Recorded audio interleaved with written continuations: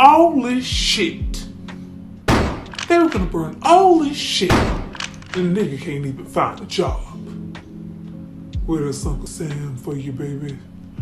Money to burn. Excuse me, money to burn? What? Money to burn. Oh. Money to burn. Oh. Money to burn. Ooh.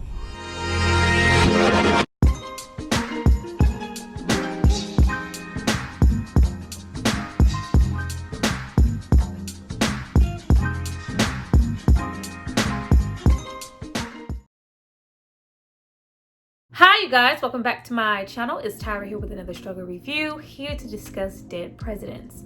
Now this movie is from 1995. It stars Larenz Tate, Keith David, Chris Tucker, N'Bushe Wright, Bokeem Woodbine, all the black people from the 90s. Everybody is here. Before I get into why this throwback classic is so important and what I love about it so much, I need you guys to drop down and subscribe to my channel and like this video. I'm gonna give you guys a moment to do that, and then we're gonna come back and discuss all things Anthony. Damn Anthony.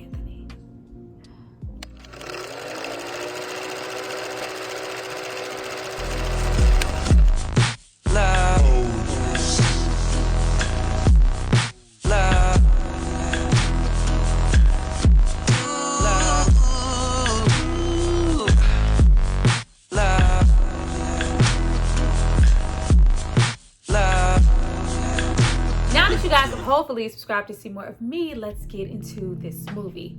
Now, this movie has always been really important to me. It's one of the few black movies that tells that Vietnam War experience from a young black perspective. And we don't have a lot of movies like that. Now, as far as war movies, you know, we have Full Metal Jacket, Platoon, The Deer Hunter, Apocalypse Now, all good, all great, all fantastic films. But for the most part, all the black people, if there are black people in the film, they are background, not as important. And we were there. We was there. We were there. So many of the young black impressionable men were there. This is one of the few films that gives us some thought into that. Now, as far as, you know, just black Vietnam, just war films, I believe we have, you know, the Five Bloods, the throwback also from 1995, The Walking Dead starring Alan Payne, and then there's this. We don't have much.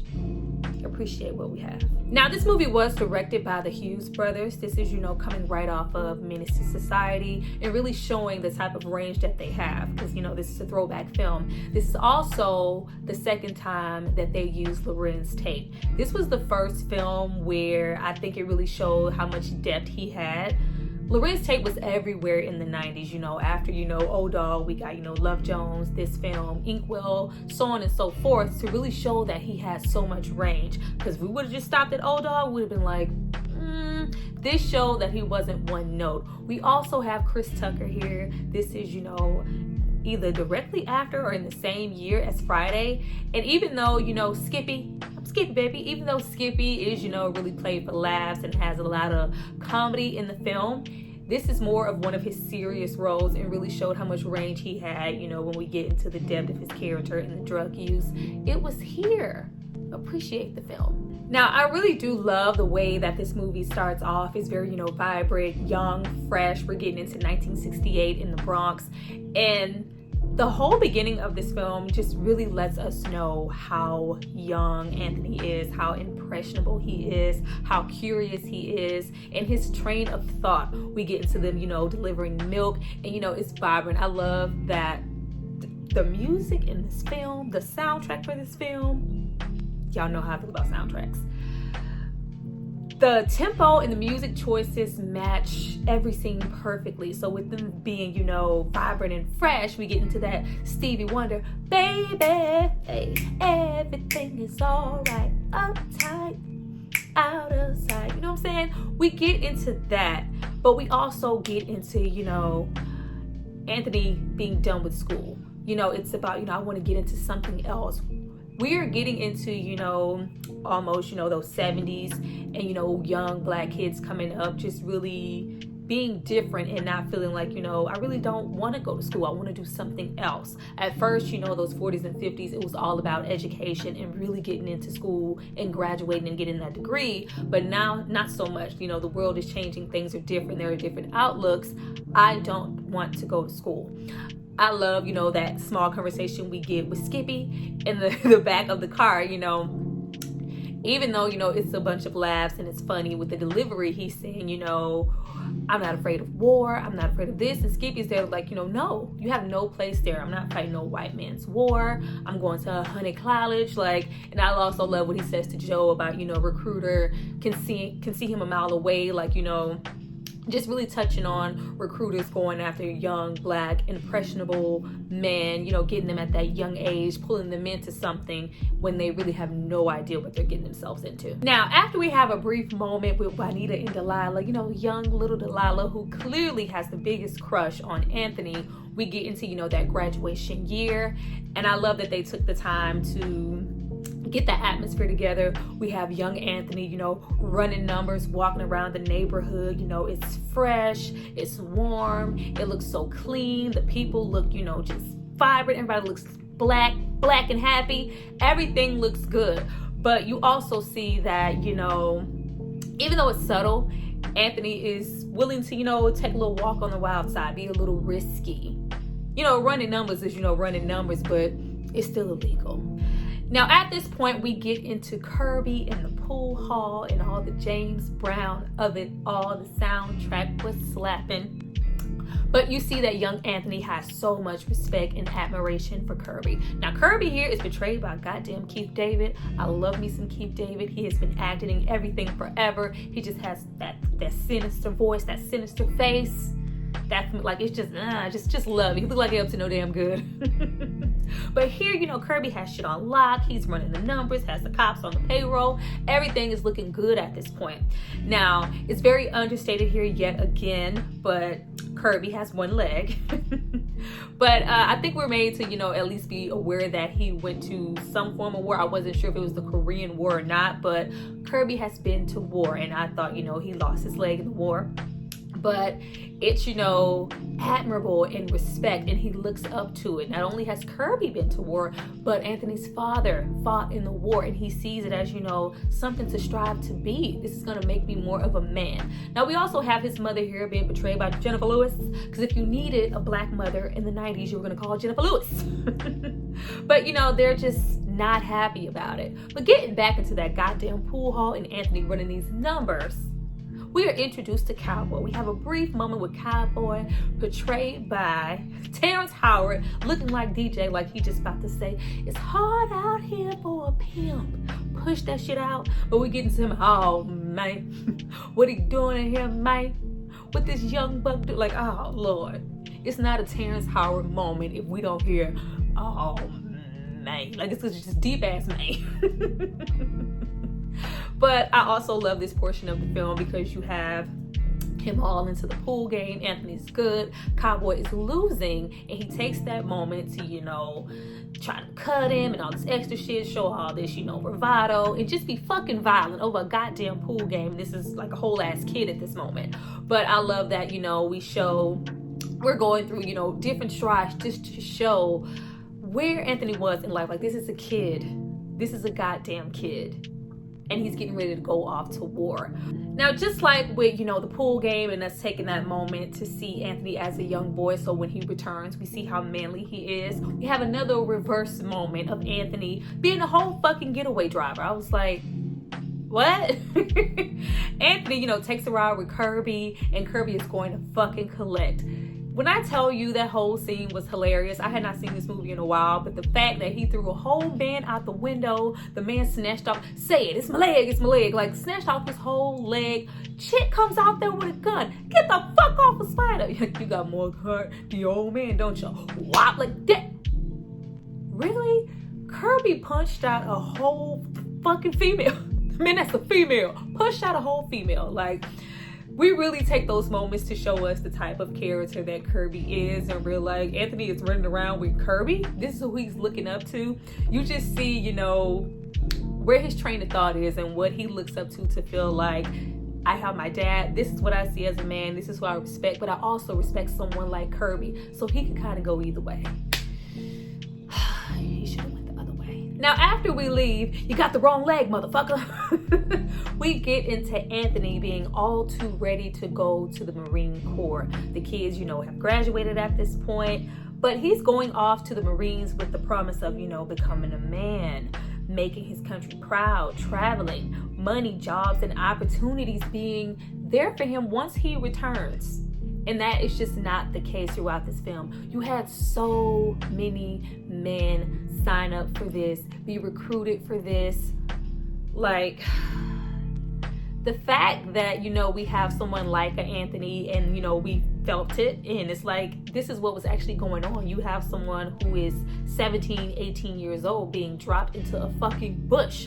We're gonna get into it. We're gonna get into it. Now, at this point, we get into the red light special. We get into that red light graduation party. I always love when we get a glimpse into those 60s live red light, blue light special, old school blues, Motown ass parties.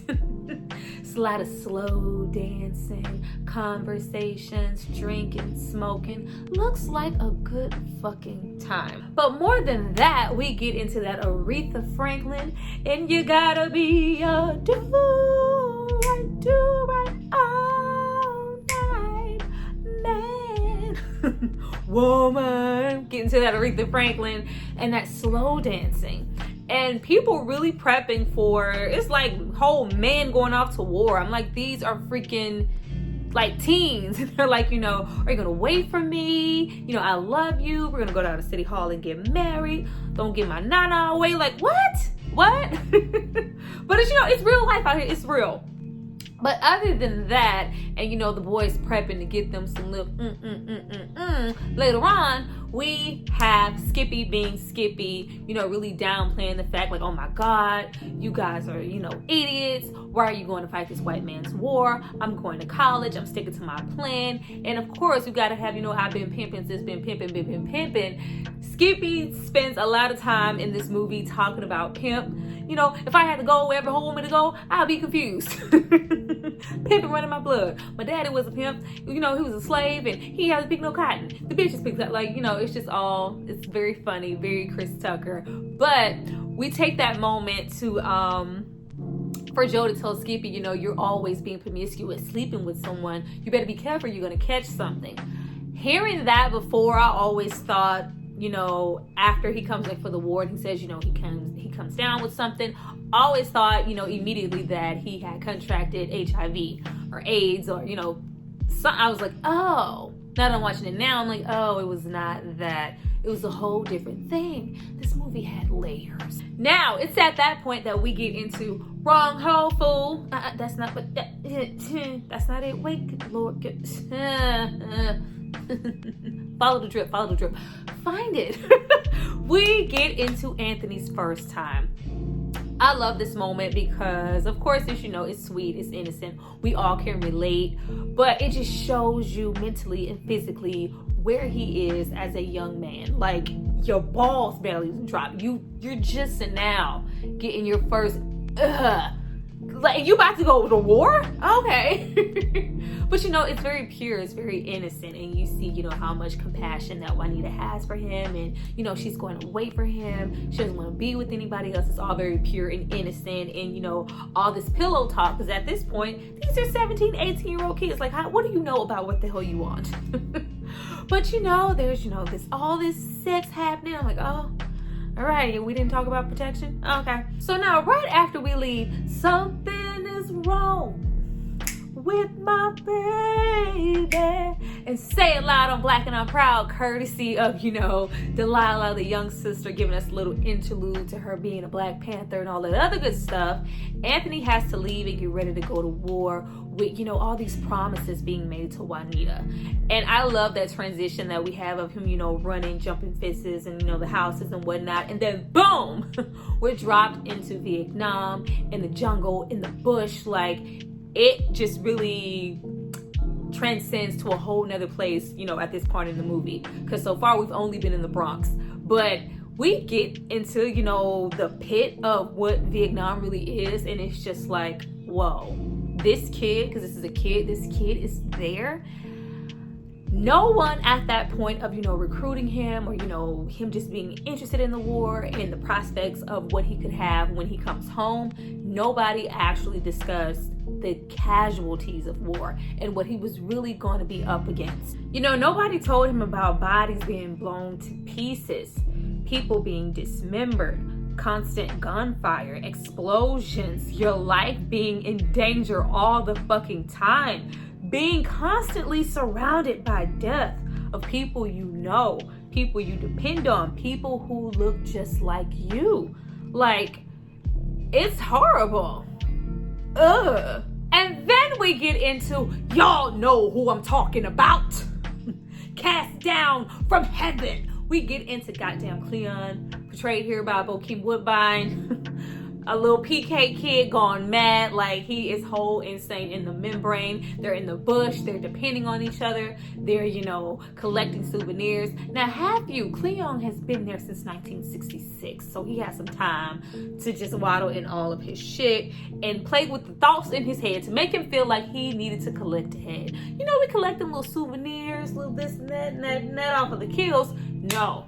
We're collecting. We went real Kill Bill. I collect your fucking head. Like, head, like got a whole head in a bag. But in Cleon's mind, this is bringing us luck. This is what's keeping us all alive. I'm keeping the head. Now we get into more time with Skippy and Anthony. And Skippy just really feeling like, what the hell am I doing here? Fighting this war. This is not my war. You hear Skippy say that so many goddamn times. But you also see that Skippy has gotten into drugs. Now you see at the beginning, you know, Skip smoking a little weed and all this other good stuff. But Skip shows a whole different side of, you know, going to the war. Skip has gotten into the drugs. Now a lot, and I do mean a fucking lot, of men who went over there to protect and serve and all that other good stuff got hooked on drugs, you know, to deal with the PTSD, some of the things that they saw, all the things that they were exposed to out of fear.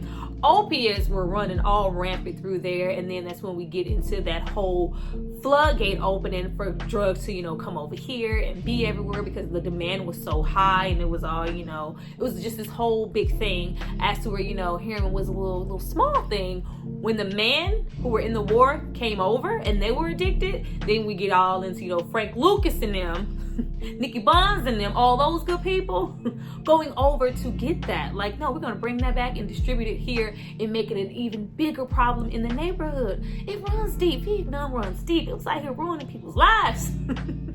But we get into Anthony letting us know that, you know, Juanita had a baby girl and he can't even look at her picture. Like, I have stopped all communication with her. The only person we see him communicate with out there via a letter is Kirby.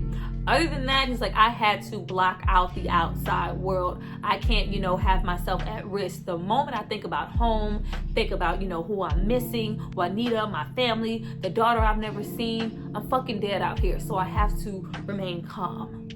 I want to see that shit. Then we get into Skippy. Hey, I died. Sucking any boo boo. What? Big, sucking any boo boo. What? I'm finna go get high. Real high. Let me get my dick sucked too. I mean, if you're over there, do what you gotta do. Now it's at this point that we really get into the things that follow not only Anthony but Skippy once they actually leave the war. We have goddamn Cleon still carrying around this stank ass head, their luck. Child, I feel like it was some luck, because as soon as he buried that shit, everything fell apart. Cleon, that head smell like shit. Like, get rid of that goddamn head. It's like, okay, all right. I just buried our luck. And I don't know if it was luck or what, but child, We get into Anthony finding a fellow soldier on the brink of death. It looks like his penis has been cut off and stuffed into his mouth. He has, all of his intestines, everything is exposed. He is like fucked up. And this is when this complex happens in the story for Anthony, because he's, saying, I don't want to go home like this to my family. I'm no good to anybody. Like, I'd rather die here, kill me. And, they have all this morphine on deck. And it's like, if he has too much of this, he will die. And he's just really contemplating, should I do this? Should I set him free? If it was me, I would want somebody to do it. And he actually does it and ends this soldier's life indefinite. And it follows him. There's so much guilt. He's so guilt-ridden for this. It's just so sad to see, because it's like, what...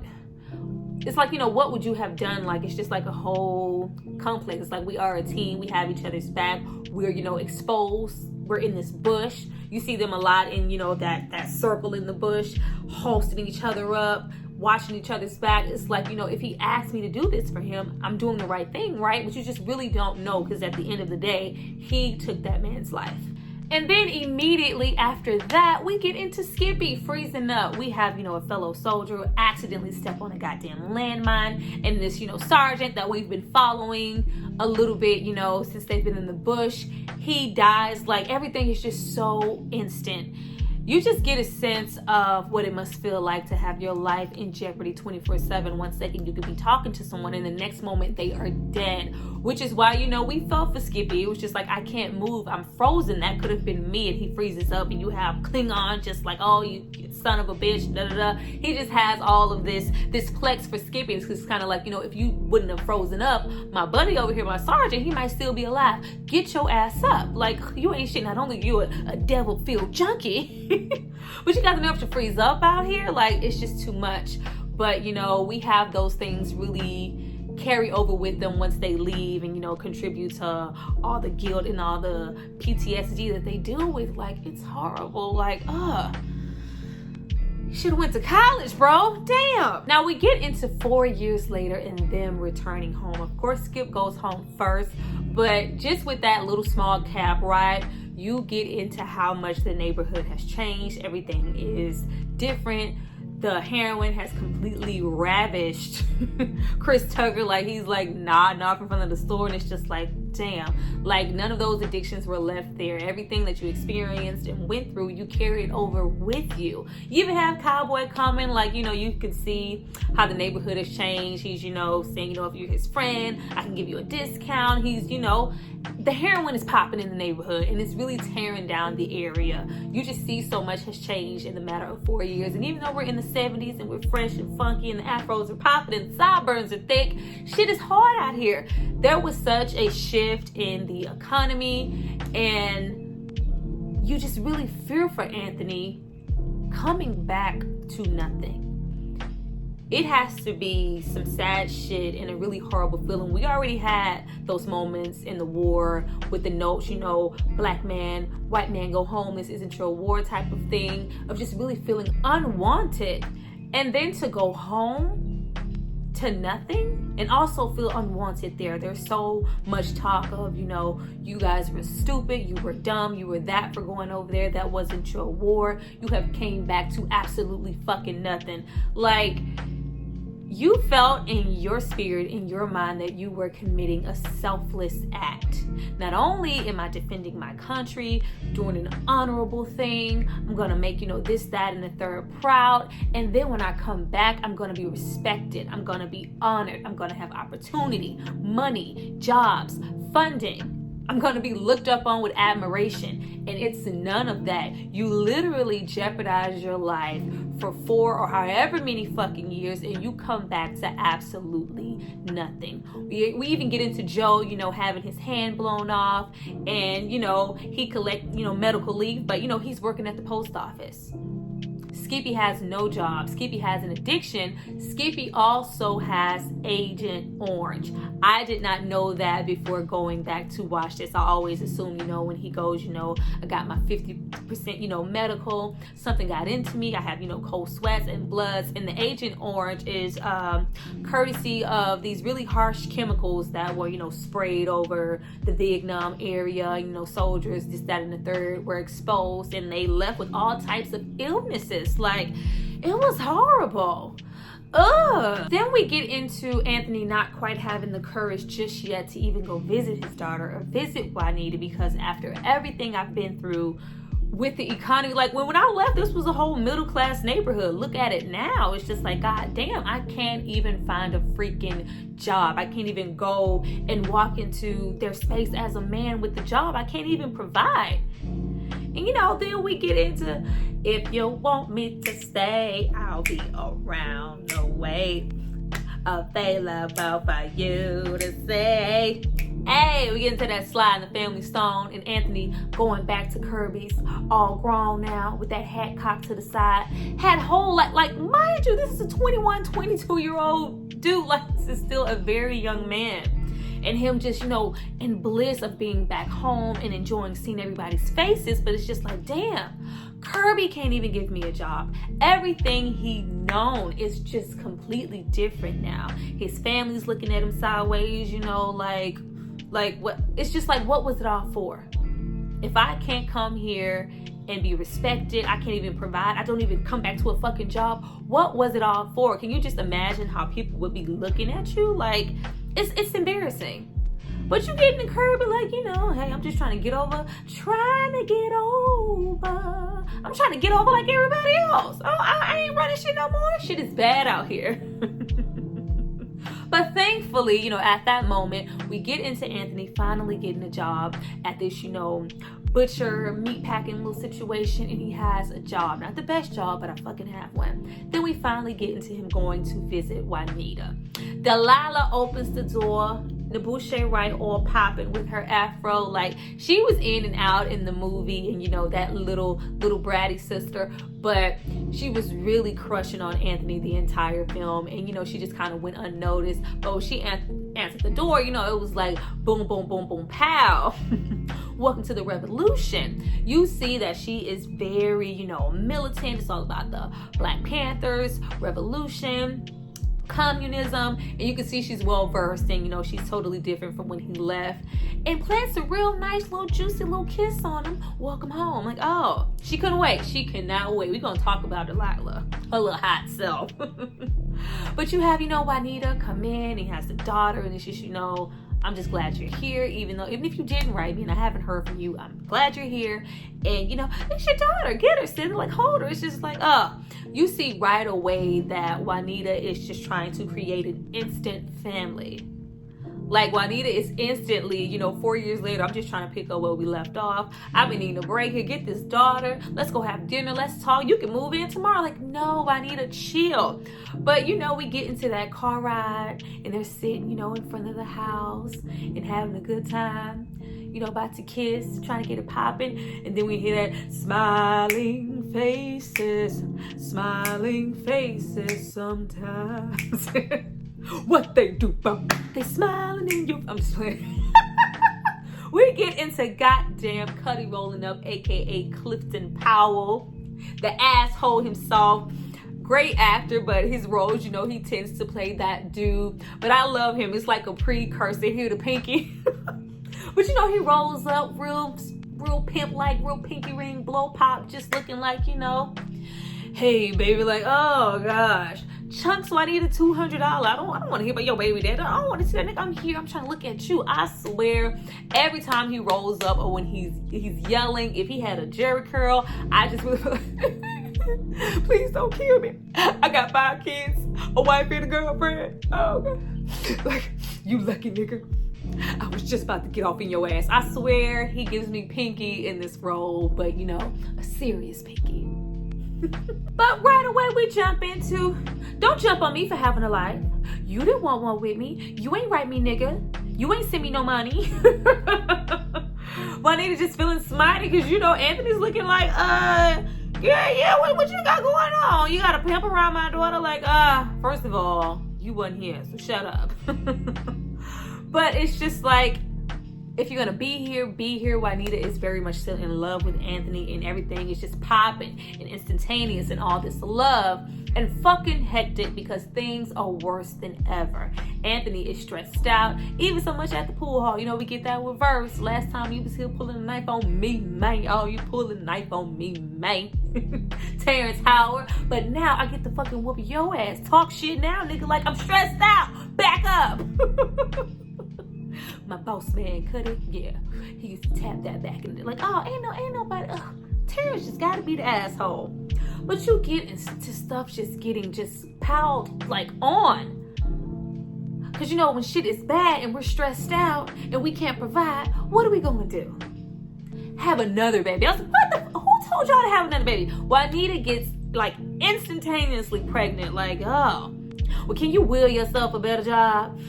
Can you will yourself to stop drinking? Like, God damn, Juanita was going in. Like, you see that they jump right back into that instant family mode and just being together, making love together, but never really discuss what happened to Anthony over there. She does not understand. You continue to hear Juanita, kind of downplay his time, and he was so, like, ain't no free meals over here. Like, girl, free? I'm earned. It was very much given. Why the fools fall? You the reason I can't stay off the damn dime. It was very much given why the fools fall in love. Like, child, it was toxic. It was so toxic. And it's just like, I can't be a nurse. It's like time is winding down. What am I going to do? And then we have Juanita was not letting up. Like, Marine, who I don't give a damn. They ain't discussing nothing. We're not going to talk about my PTSD, what's going on with me mentally, physically. We just in here making love, having another baby. This was a 21-year-old.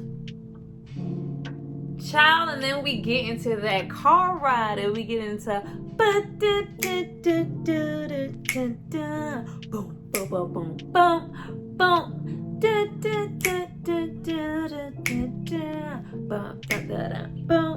Boom. Hold on, I don't have that kind of bass. The look. Doom, doom, doom, doom of love is in your eyes. Be mine. Come on, Isaac. Tonight. We get into the jams. I just wanna get. Okay, never mind. But we get into the car ride. We get into the car ride and get into the dumbest fucking heist ever. Like, we started out wrong initially listening to Lil Pyro Happy Ass Joe in the back seat. It's just like, it's simple. It's for guards. We can, get the money. They take it to be burned at this point of the day, once a month. We gonna listen to Joe, but okay. But you can see that he is interested. It's like, I'm kind of on my last leg here. But at this point, he still has a job. So it's like a bee in his ear, but it's just not like definite. But we get more into, his relationship with Juanita being toxic, him dealing with that PTSD, waking up from nightmares and cold sweats. Everything is just coming down on him like a ton of freaking bricks.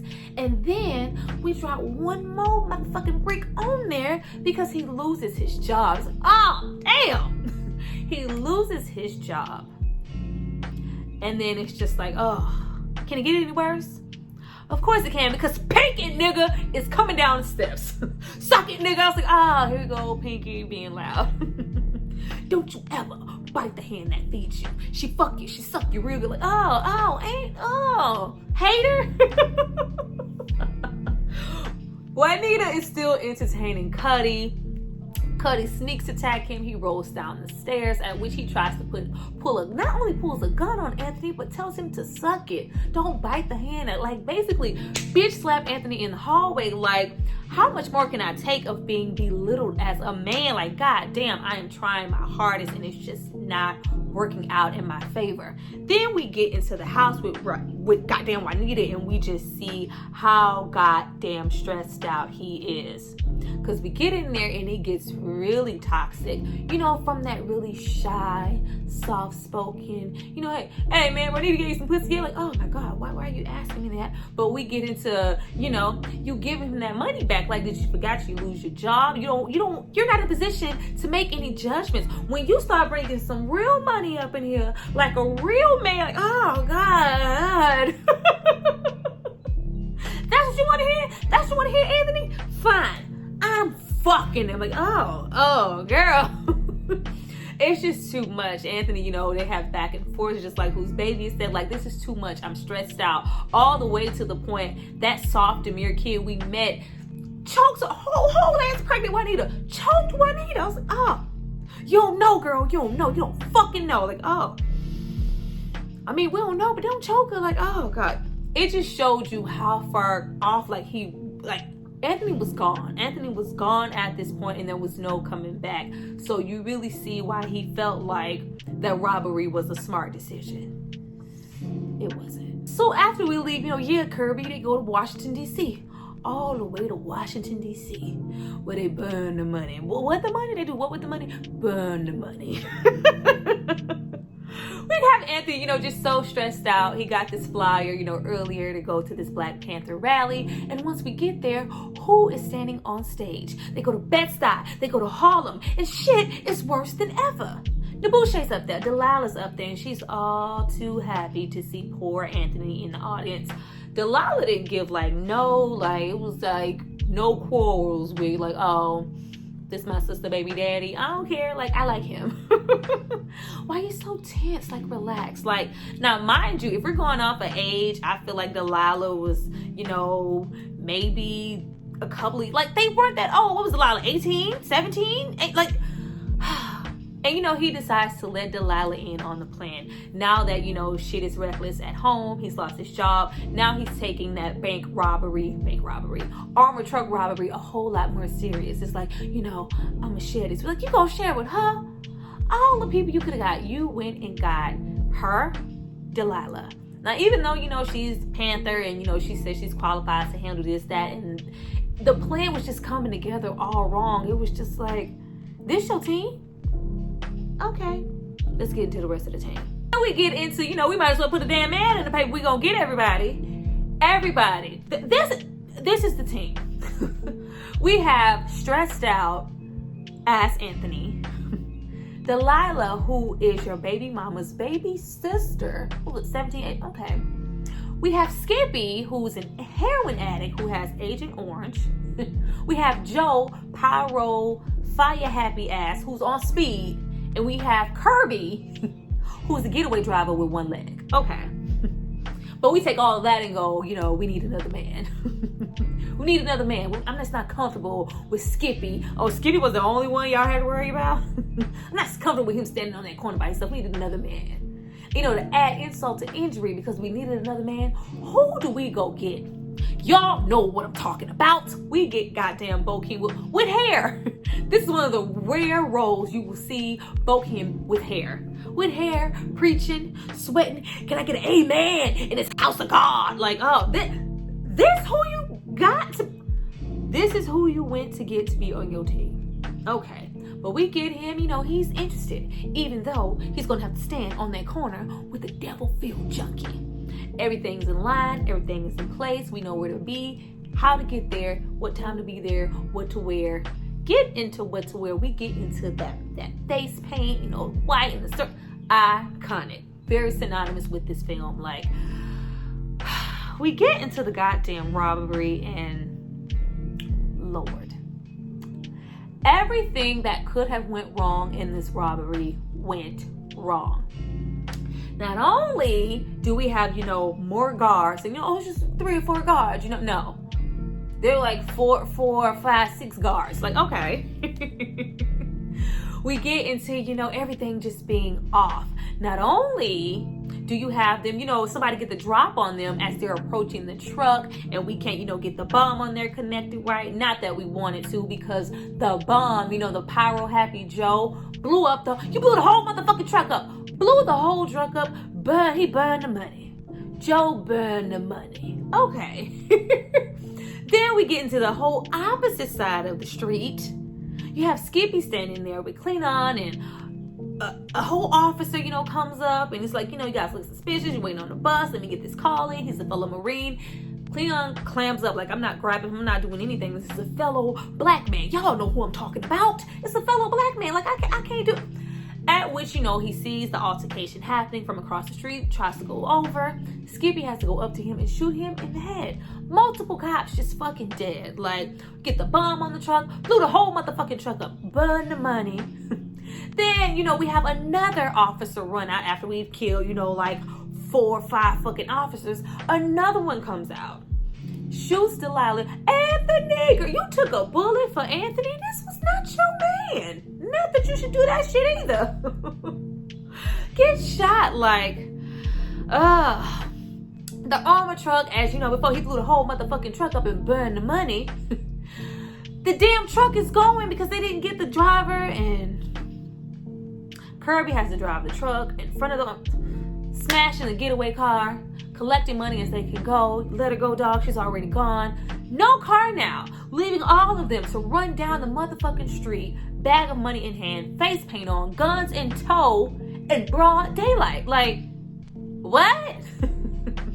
You have, Joe. He gets, cornered by some officers, smushed against the wall. He's dead. Delilah is dead. Like, we just left with them and the money that they could salvage. All this shit, and they can't even find a job.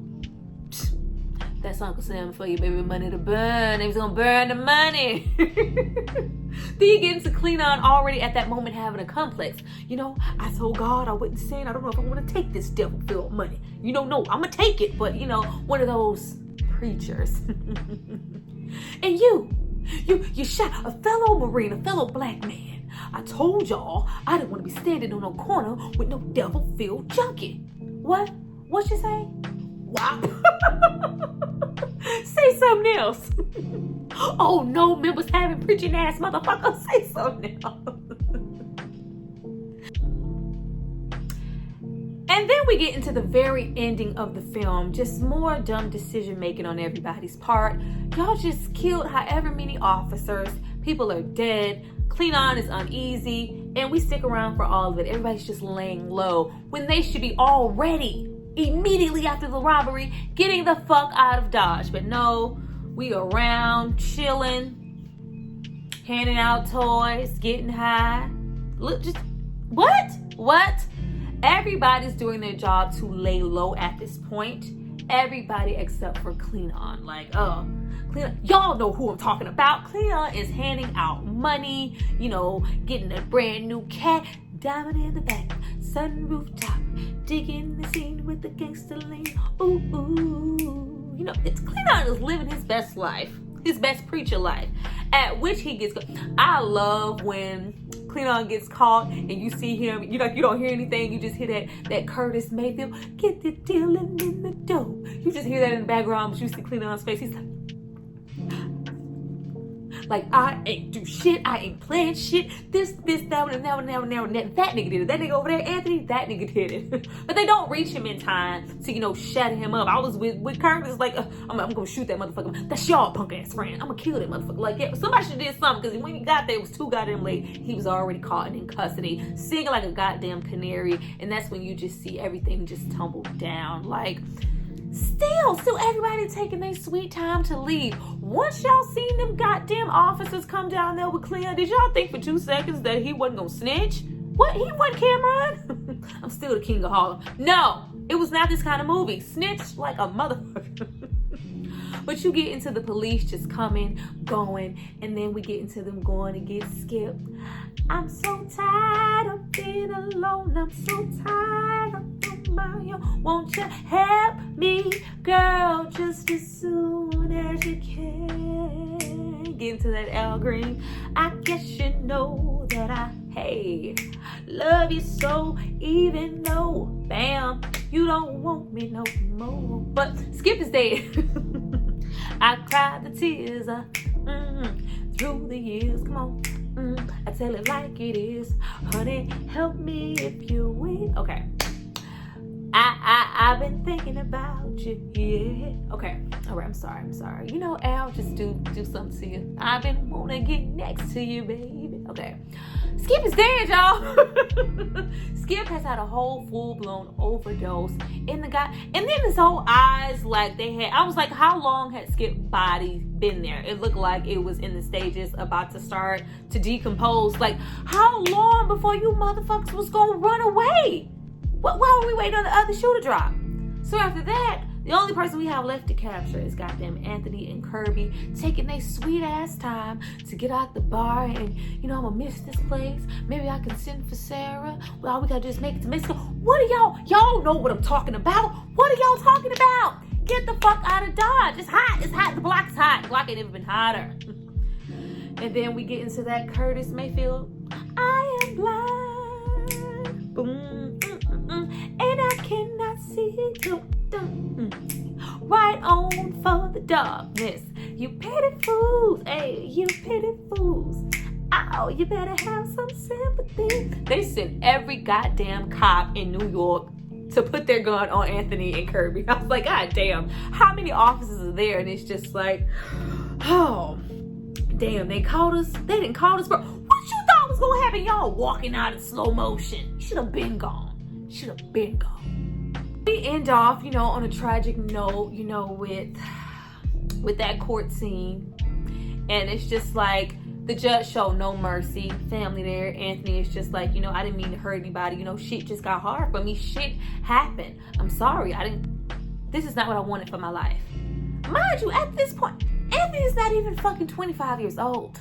Like, bruh. But the judge is like, I don't want to hear nothing about, you know, your service. I served in the real war, World War II. I don't want to hear shit about Vietnam and the little petty shit you got going on. Matter of fact, I'm going to give you live, life,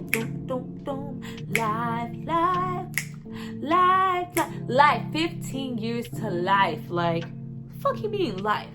After all the shit I done for this country? What? Like, it's such a tragic story. But honestly, going back to look at it now, you know, I'm not as sad as I was before. You know, when you're younger, watching it, you're a kid, you're like, oh, damn. Because you just identify and care about Anthony so much. But now watching, I was just like, well, you know, you did killed by 5 police officers. Yeah, you know, 2 other people died in your clique. Like, yeah, dog, I don't know, man, but it's just sad. It's just, you know, a what could have been situation. It's such a tragic ending for someone who thought they were doing the righteous thing by going to, you know, defend their country and go to Vietnam and then come back to nothing and have to make these harsh decisions. But he thought that this was his last, like, this is all I have. I don't have any other options. And it's sad for somebody to go through, you know, war to come back and feel like they don't have any options but to do what the fuck Anthony felt like needed to be done. Then we end off, you know, with him on the bus and make believe these tears just let me be in private, cause each time I see you, come on, I break down and cry.